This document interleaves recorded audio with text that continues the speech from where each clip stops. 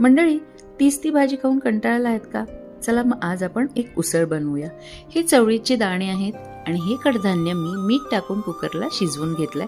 खूप जास्त शिट्ट्याने घ्यायच्या, लवकर शिजतं हे. आता याची आपण उसळ बनवणार आहोत. हे काय तुम्ही ओळखलत ना? मागल्या व्हिडिओमध्ये आपण हे फ्रोझन ग्रेव्ही क्यूब बनवले होते, त्यातलाच एक क्यूब मी घेतला आहे. थोडा वेळ रूम टेम्परेचरला बाहेर काढून ठेवलेला आहे, त्यामुळे एक पातळसर अशी ग्रेव्ही तयार झालेली आहे. आता कढईमध्ये मी तेल तापवून घेतलं आहे.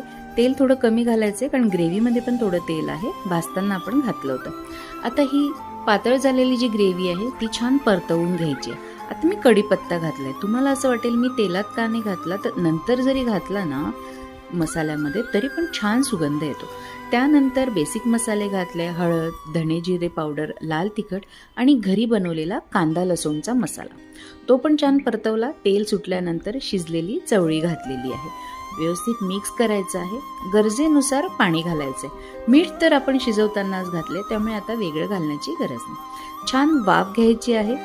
एक दणकून वाफ आली की ही आपली उसळ तयार आहे. ताटात वाढून घ्यायची आहे आणि मस्तपैकी आस्वाद घ्यायचा आहे. मग आता मला सांगा बरं मैत्रिणींनो, की हे आपण जे क्यूब बनवले आहेत ग्रेव्हीचे, उपयोगाचे आहेत ना? तुमचा वेळ वाचतो ना?